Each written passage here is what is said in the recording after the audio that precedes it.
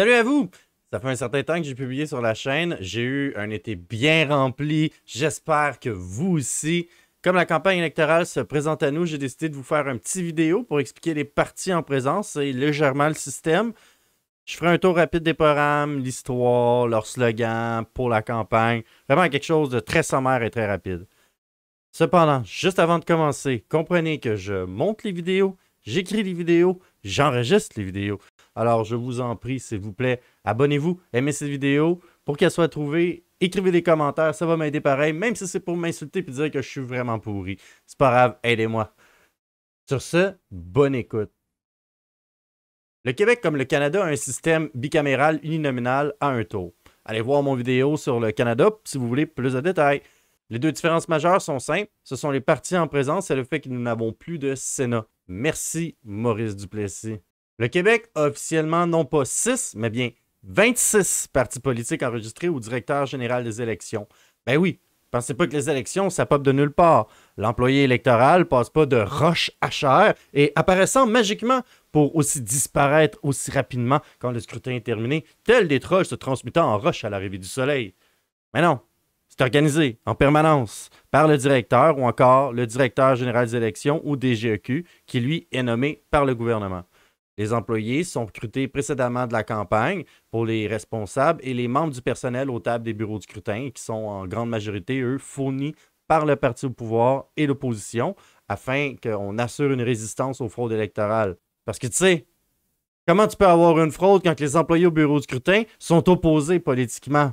C'est une sauvegarde qui est assurée par la volonté partisane de défendre son intérêt. Donc, malgré nos 26 partis politiques, je viens de parler que de 6 qui sont vraiment véritablement ceux qui ont la chance de se faire élire. Soit le Parti québécois, le Parti libéral, la Coalition Avenir Québec, Québec solidaire, le Parti conservateur et enfin le Parti vert du Québec qui est tel une petite souris verte.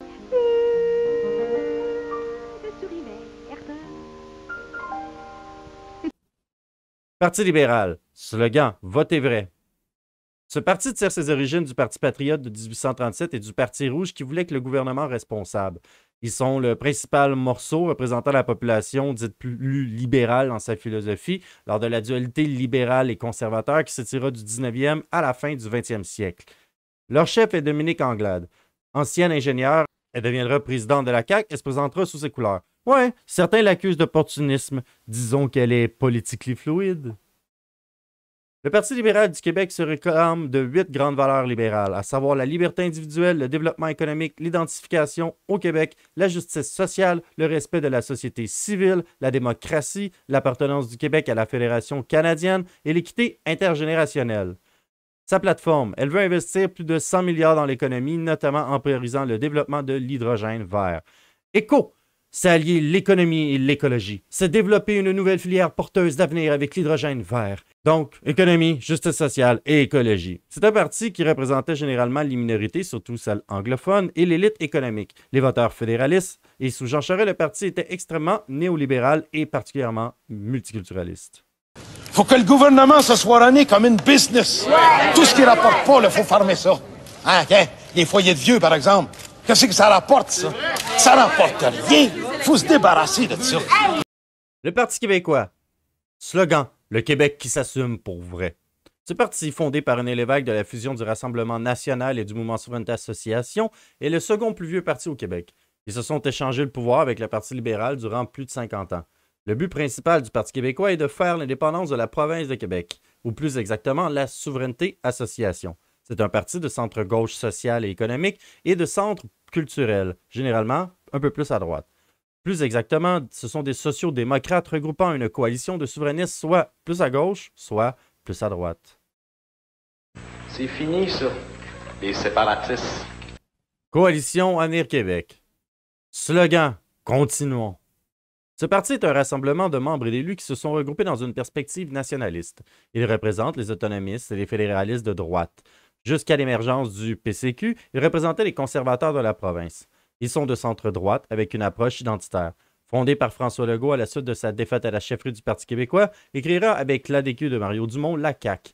À l'heure d'écrire ces vidéos, la CAQ n'avait toujours pas encore déposé sa plateforme électorale. Voyons, j'ai prié à quatre pattes à terre sur des petits tapis. Puis tu sais quoi, cette affaire-là? Ah oui, la plateforme. C'est la proposition principale que les partis mettront de l'avant pendant la campagne. Leur grande promesse. Ils ont aussi un programme qui sert de guide pour l'entre-élection, notamment sur des enjeux qui ne se rendent pas à la campagne. Les partis vont très souvent déposer ce cahier de propositions, mais ce n'est pas le seul. Ils vont aussi déposer ce qu'on appelle le cadre financier, de préférence avant le premier débat, pour voir justement les chiffres de tout un chacun. Car c'est ici qu'ils montrent la comptabilité qu'ils utiliseront pour arriver à leur fin. Ne vous trompez pas! Québec solidaire. Slogan, changer d'air. C'est le temps pour le communisme!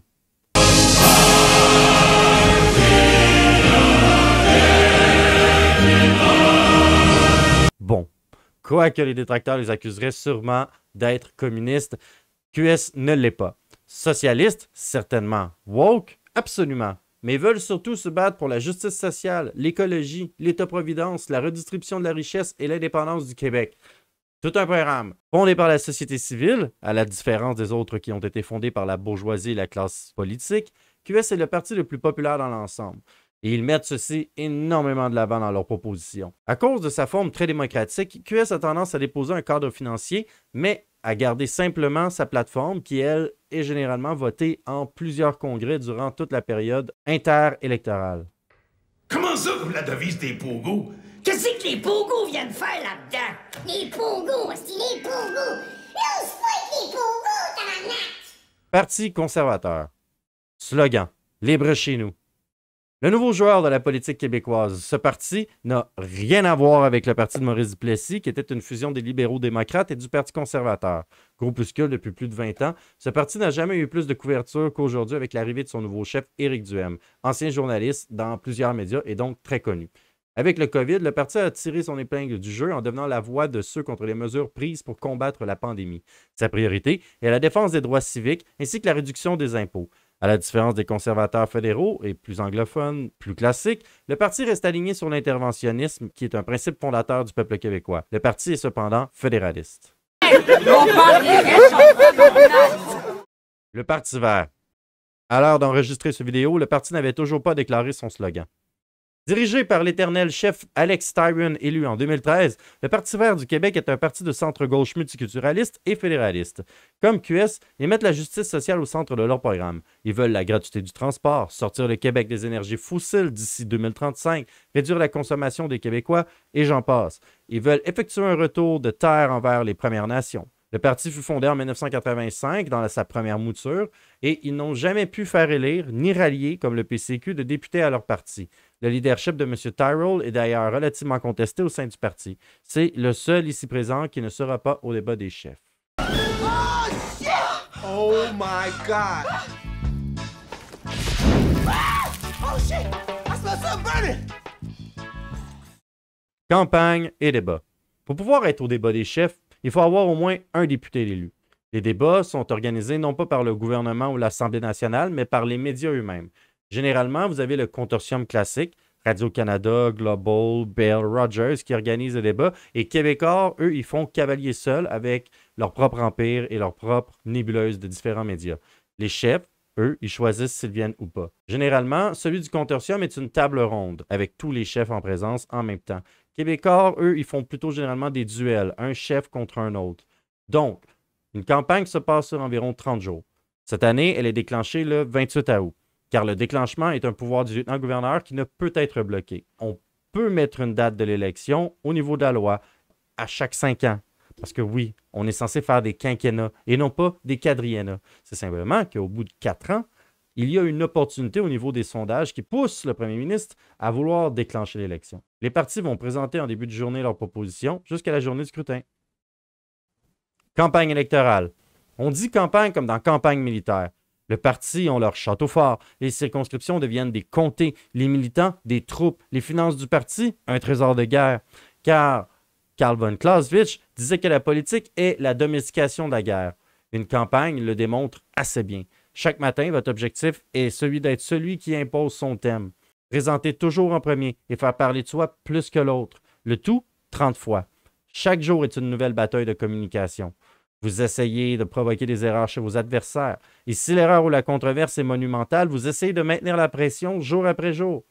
Certaines fois, cette question devient le point le plus important.